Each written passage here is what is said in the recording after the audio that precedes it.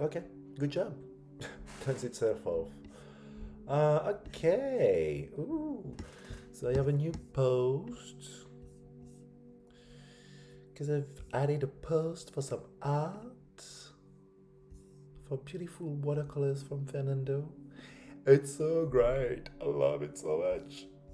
I'm gonna ask him if he wants to do a card for the tarot deck. Because that would be great. Fernando, wait for my message tomorrow. I'm gonna reach out. I'm gonna be like, do me your card. I want the card. Give me the key. Anyway, and then so I think I'm gonna do another quote. So I'm probably gonna do that even tomorrow. I have the quote ready. I was just waiting for that to be published. And so after I do the quote, I'm gonna be able to do the update for the screenshot, the Patreon post, because that's kind of like the monthly update. And because I didn't want to do the monthly update before adding something else, because I don't want it to be, oh, do I need to do, oh yeah, the quote and then this guy. So I'm gonna do like on a 4-step basis. Monthly update, the art shout out, the quote, and some random stuff, I guess. So that was the random stuff from last month. So now I need to do the quote before I can do the post, the monthly post. Sorry, I had a drink and I just had some weed. From the SQDC, beautiful Canadian weed. So maybe I'm gonna go get some water actually because I'm already getting dry. Oh, dryish.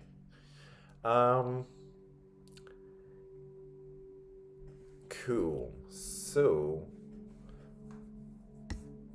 I'm coming back here to introduce you to my party people.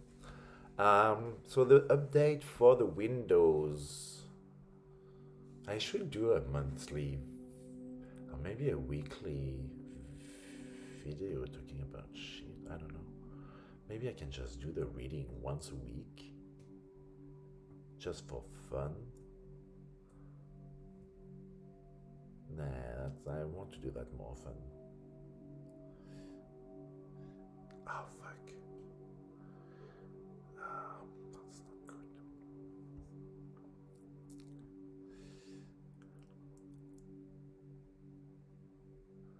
And then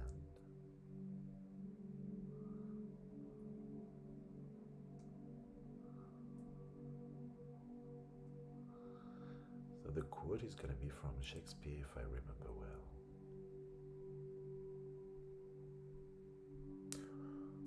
Oh fuck.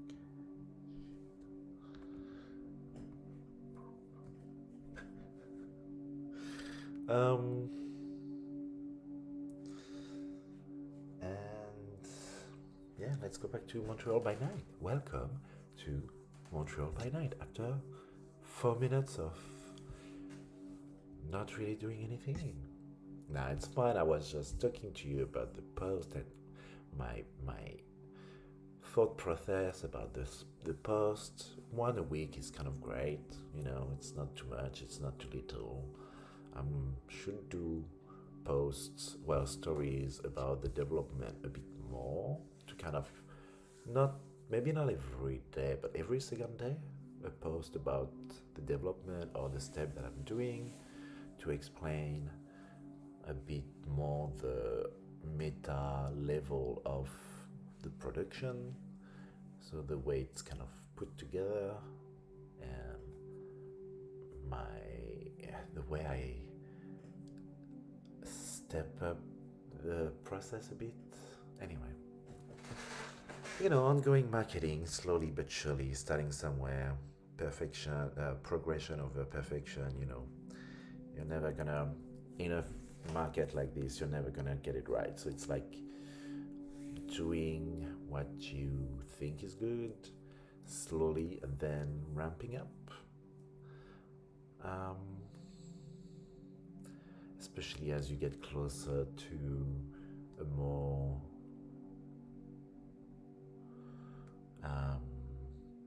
put together project. It's really kind of nice to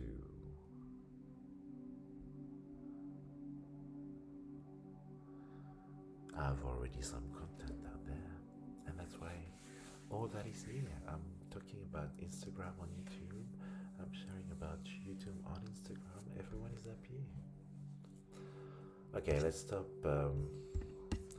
delaying the supplies. The Kabaila intercession is coming up. There she is.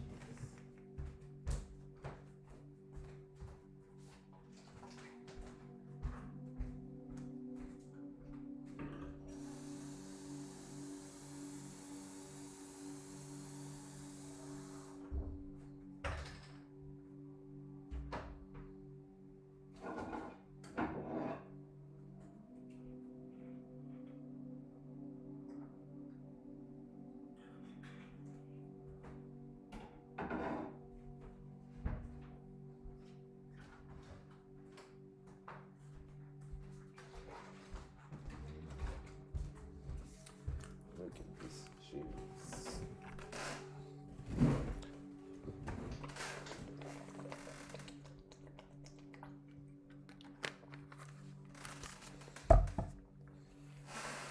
So, here we go again. So we ended up, oops, no, yeah, we finished that there, I believe.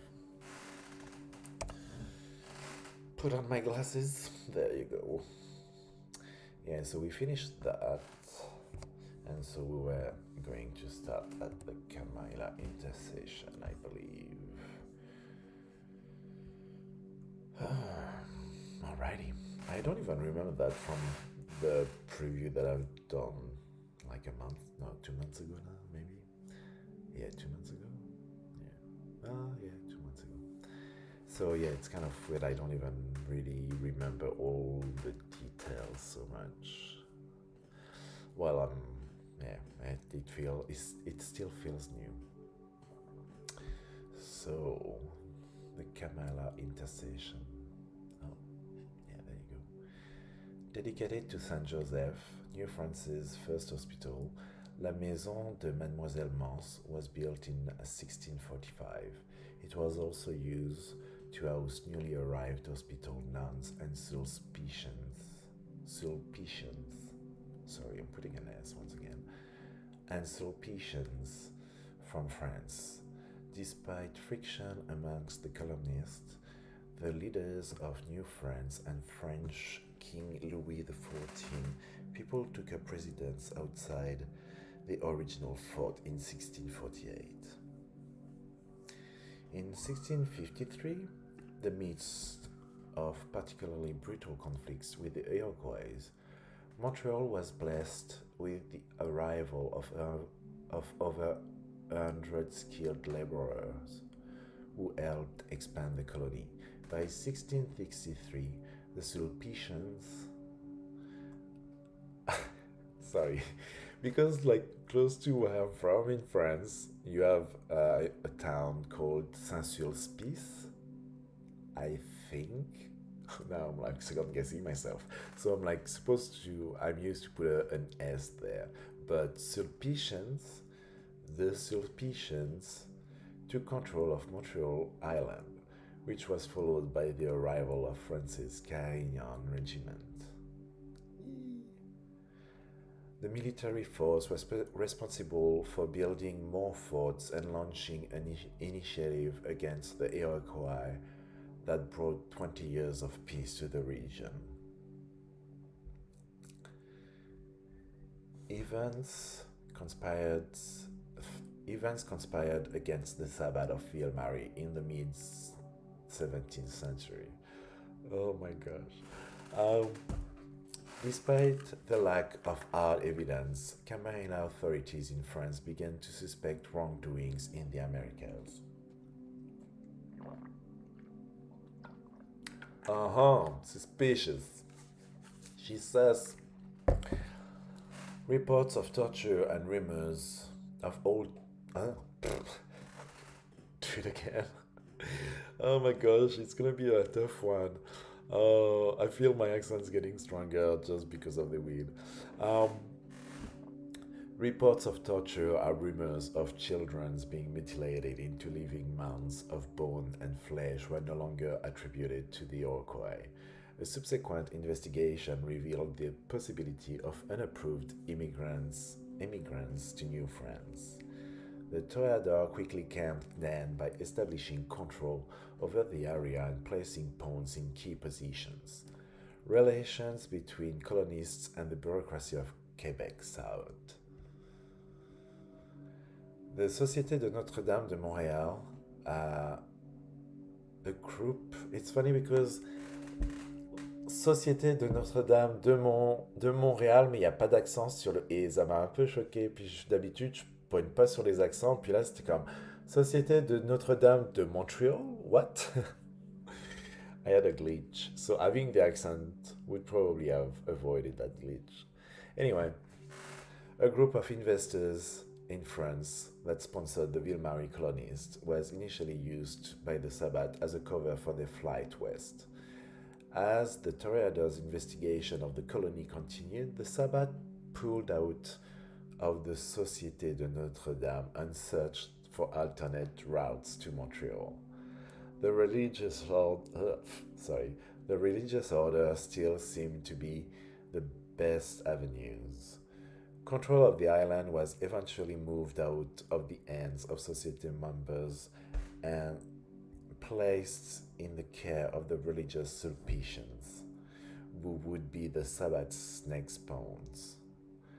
However, the Camarilla was ready for this move. The ongoing war with the Iroquois was hurting the Sabbath. By 1660, close to 20 Caïnites had been killed, and there were no signs of peace. These fatalities inspired the recording of the Sabbath's Liberum Defectorum, a Caïnite ledgers of those who had been killed, similar to the Ville-Marie's mortal account of those who died creating and defending the colony. The Liber Defectorum set the precedent for the litany of blood that followed. With the transfer of Montreal Island to the Sulpicians, the Toreadors immediately sent in the Caïnan regiment to safeguard the colonists. The army's real purpose was to establish a Camarilla hegemony over the region. The Sabbat reacted with hostility, as evidenced by the growing agitation between French authorities and settlers. Camarilla spies began tracking down suspected agents of the Sabbat, torturing them to induce false confession and eliminating completely innocent families. The atrocities were again blamed on the native tribes.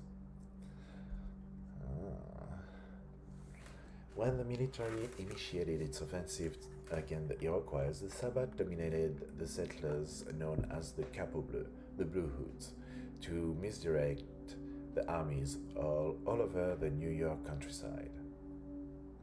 It was only when it occurred to the Sabbat to use the French army against the warring tribes that the Iroquois were defeated.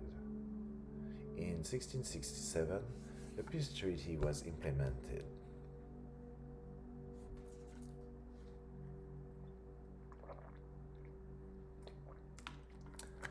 Although the Camarilla maintained a presence in Ville-Marie, the Sabbat remained rooted in the colony and was more in control than the Toreador would ever admit.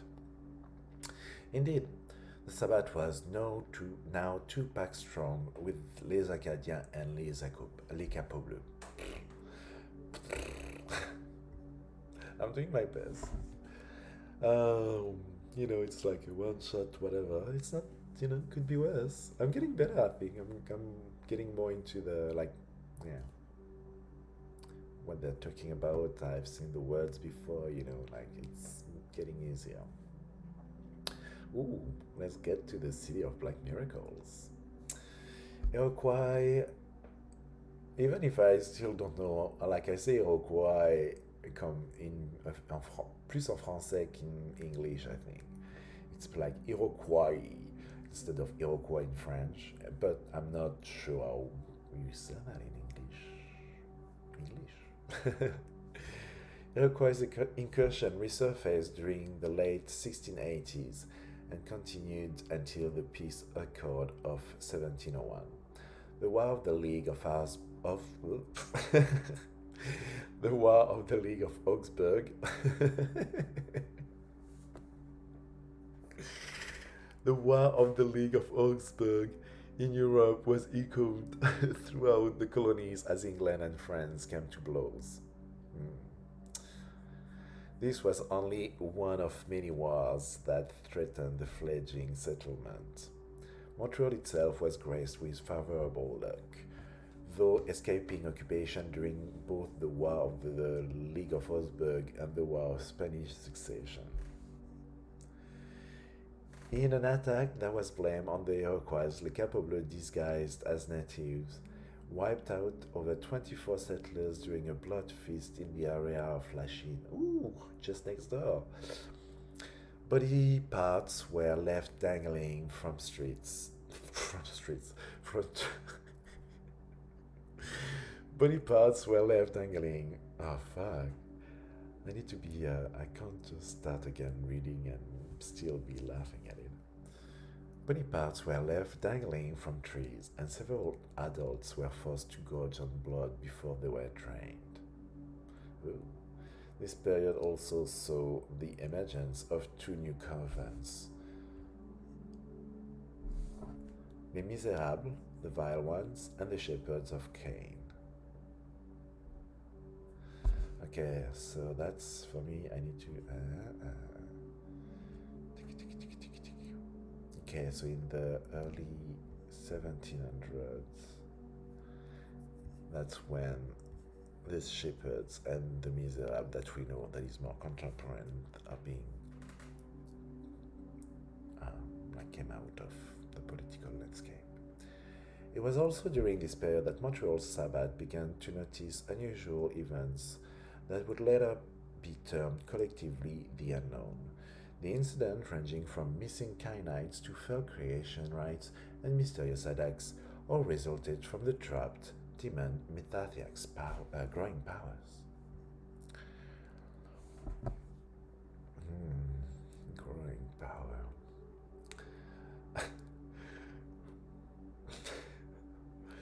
Oh my gosh. The shepherds the shepherds having proven to be a potent coven, then their missionaries to other I'm like thinking about all those footage that we have about bloopers and stuff from like real life TV and like all the yeah kind of morning shows and stuff. I'm like, is this? It's pretty hard to keep it together for like a whole time when it's live. Like that must be a weird job. Anyway, the shepherds, having proven to be a potent coven, sent their missionaries to other North American cities. Many returned with the genealogical information and histories of other pacts. Coupled with Montreal's own Liber Defunctorum in 1740, the Litany of Blood was born. During the War of the League of Augsburg, the expedition launched against Montreal by the English was abandoned following an outbreak of chickenpox. In the War of Spanish Succession, the British were forced to withdraw twice. To withdraw twice. Fuck. Once due to a shortage of sheep and a second time when 8 large transport vessels sank, drowning 1,500 troops. In the last incident, many Sabbats scoured the submerged wrecks and stole souvenirs and bodies. Okay. Happy times. Okay, now we're gonna talk about the British.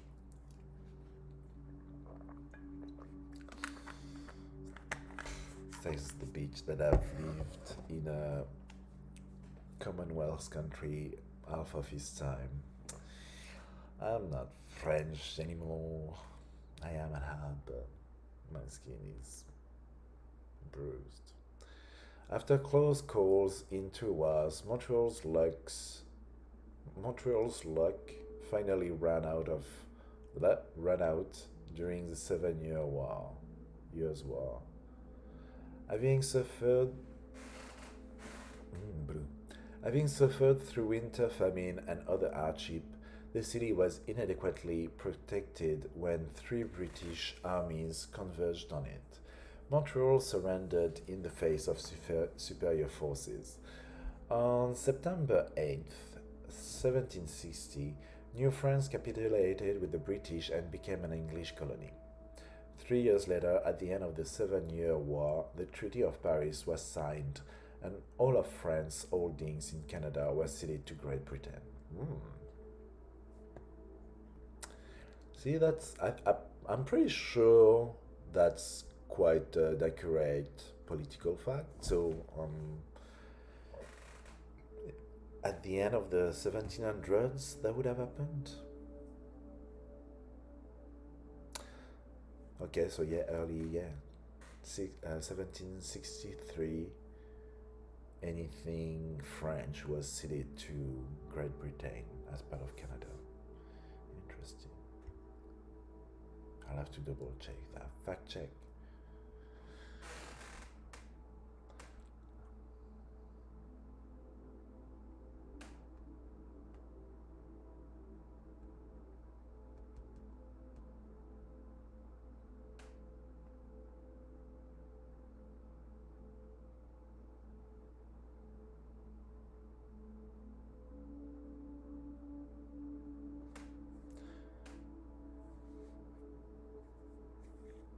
Well, there you go. French colonies ceded to Canada. In the Treaty of Paris of 1763, which formally ended the 7 Year Wars, France ceded Canada's in exchange for other colonies, with a large portion of Canada becoming the British colony of the province of Quebec. So yeah, this is an actual historical fact. I checked. So yeah, that's kind of really that's what I like with those kind of games. You can put so much real history, but you learn it within a different setup, a bit more fantasy, but you still like that's what I like those books. They are a layer of fiction, of erotic dramatic sense, breaking, kind of giving space for creativity and adventure in this kind of world, that yeah, it's real life and it's talking about real historical facts, but it's just that extra fantasy, urban fantasy that I love. But I like to learn some shit while I'm playing because I want to be a better bitch thanks to my game. So I like that. I really appreciate the fact that some aspects are really accurate.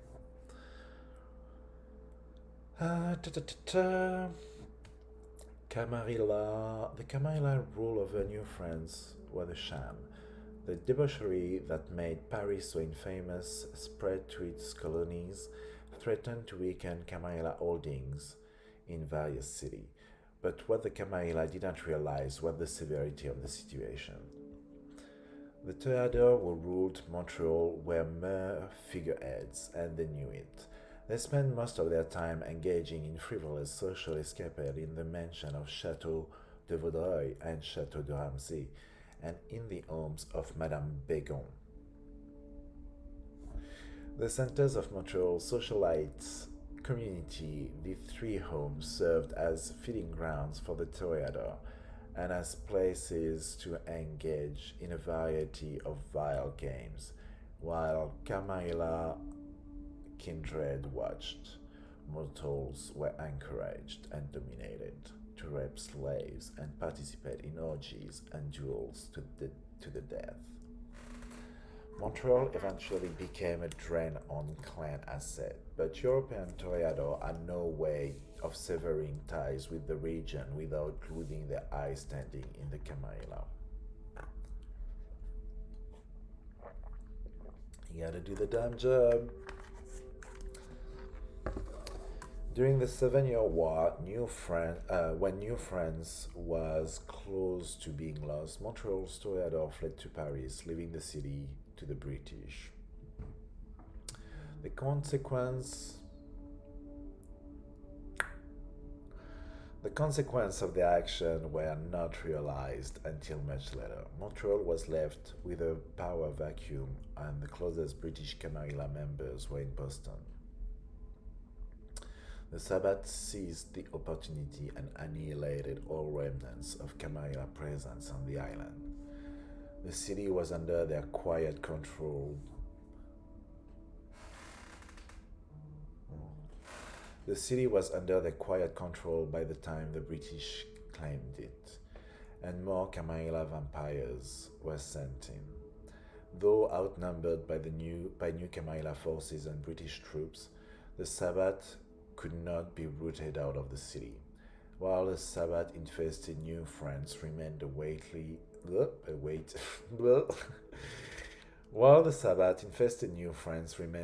Camarilla issue, the Toreador believed they no longer needed to deal with it and did little to assist the new Camarilla regime in Montreal. The fate of Canada was ratified under the Treaty of Paris. Montreal, now a British colony, became primarily a Ventrue concern. So yeah, there you go. British, Ventrue, France, Toreador. Oh, that dichotomy again. You know what I'm talking about? I don't know what I'm talking about. Don't take it too seriously, it's just vampire shit.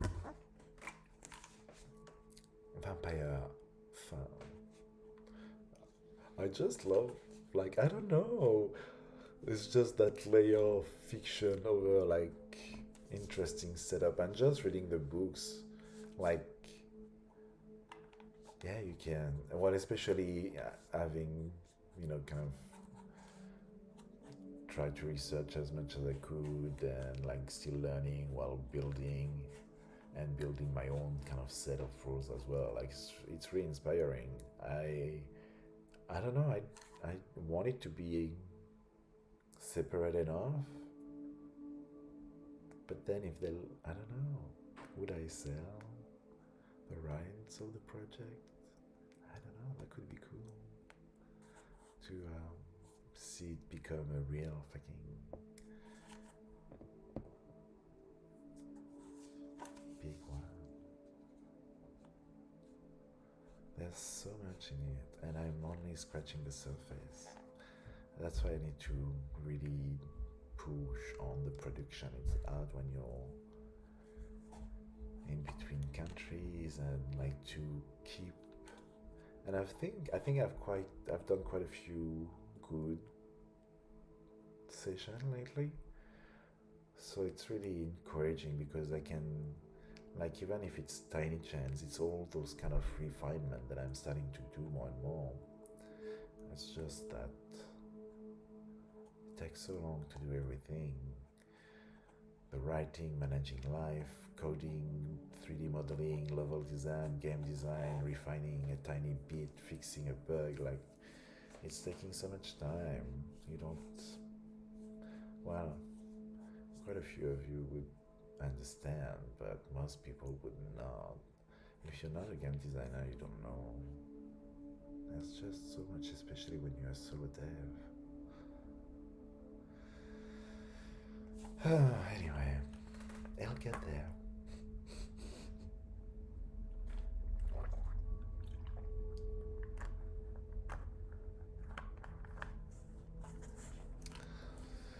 Under British occupation, New France was divided into 3 districts.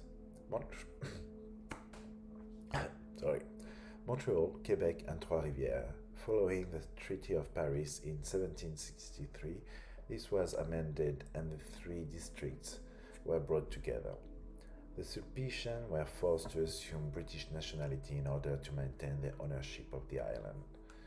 They had been regarded with some suspicion following accusation that they. Let's turn the page. I'm being silly. May have exhumed the grave of British soldiers. But the matter was dropped after 23 of the Sulpicians became British subjects. Control of the island was transferred from the seminary in Paris to be one in Montreal. The Ventrue appointed Kyle. Oh, he's Ventrue. Oh, what a bitch. The Ventrue appointed Kyle Strathcona as Prince of Montreal under the regency of Alexander Berryshire, Governor of Quebec. Oh my gosh. That's too many weird fucking names. Berryshire. Jeez. Under the regency of Alexander Berryshire, Governor of Quebec, it was hoped that Strathcona, a Scot, would be believed. My gosh, I'm so obsessed with that concept of believing. Would be well received in Montreal, since French and Scots soldiers had already fought together on several occasions. The Ventrue were mistaken and in believing that the sense of history shared by mortals would mean anything to the savant. Strathcona did remember what? Okay. Strathcona did remember much of his mortal history as a Scot. He has helped the French fight the British while he cooperated with his Camilla superiors. He bore many deep-seated grievances against the British and their many Ventrue supporters. The Sabbath shepherds sensed Strathcona's anger and thought of betrayal and chose to cultivate those qualities in him. They initially approached the prince in secret without divulging their true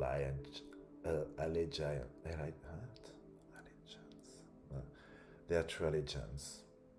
It's the fucking eye. It kills me.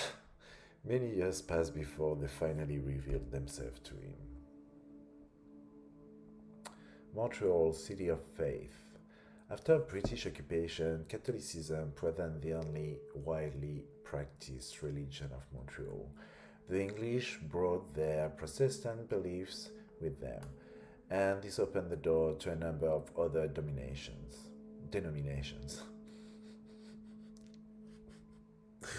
Dyslexic, drunk, and stoned and tired. That's that bitch. Where was I? The English brought their Protestant beliefs with them, and this opened the door to a number of denominations of other denominations. The Anglicans met in the Recollet Church in 1761, and the Presbyterians opened their own church in 1792. A Methodist church was completed in 1821, followed by a Congregational church in 1833, while the Baptists arrived as early as 1820. The Unitarians struggled to open a house of worship. The Unitarians struggled to open a house of worship. Didn't succeed until 1841. Oh boy, oh boy, oh boy. I need to go to bed. I don't even know for how long I've been recording now. I'm gonna finish at least 2 American Dreamer, I guess. Yeah. American Dream, I guess.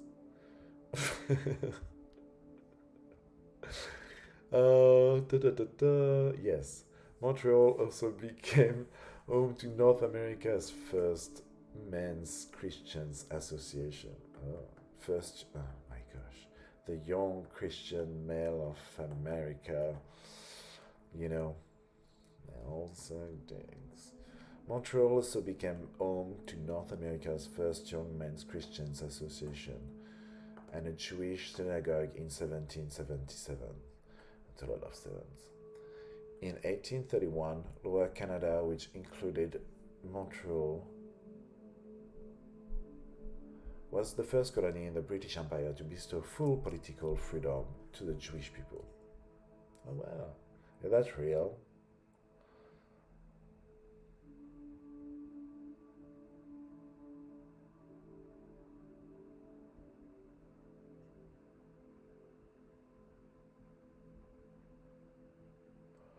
I don't know if it's real, but Beef sounds right.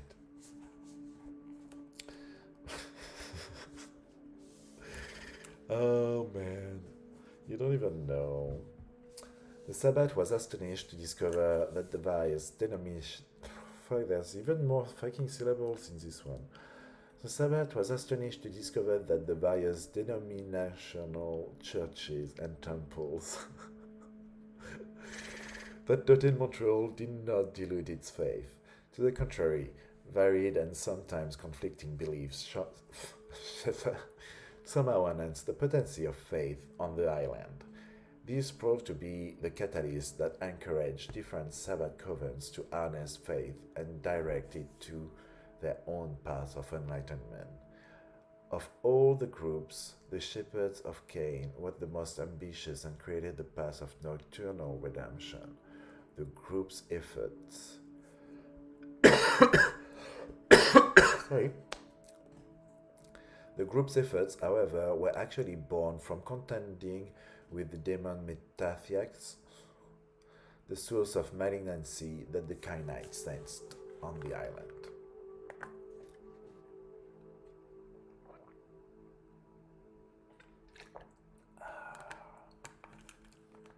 Good old mint. Ah, it's so delicious.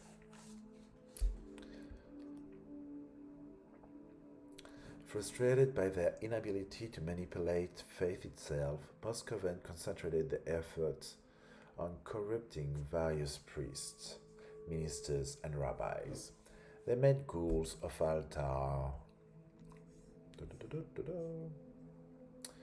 altar boys and nuns, made them more attractive through the use of vicissitude, and then forced them to seduce influential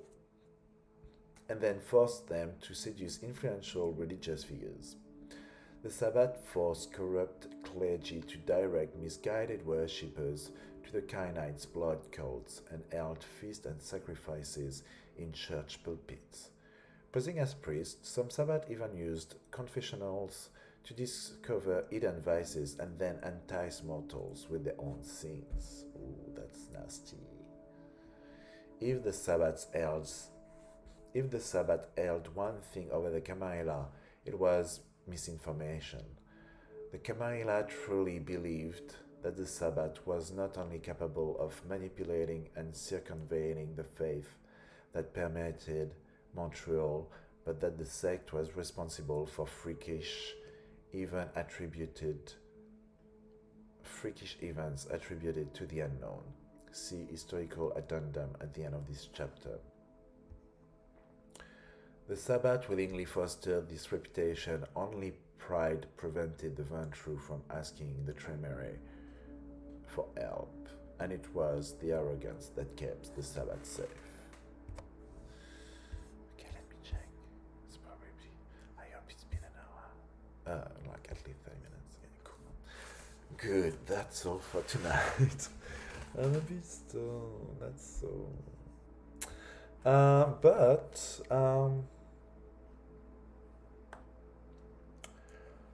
I need to check those paths of enlightenment. That would be good to know them for each coven. That would be good to know. So, the shepherds, was it? I found this on the web. I'm glad you did. You're a good girl. Who's a good girl? Who's a good girl?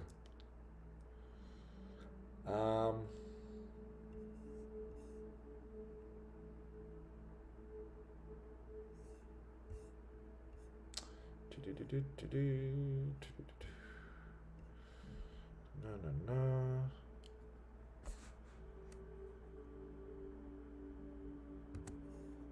Oh, no. Oh, shit.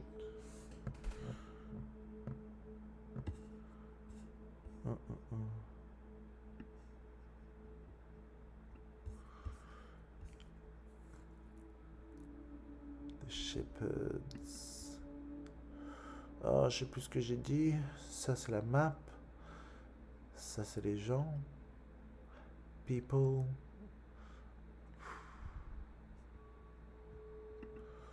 In yellow, I guess. So for the shepherds, so nocturnal redemption.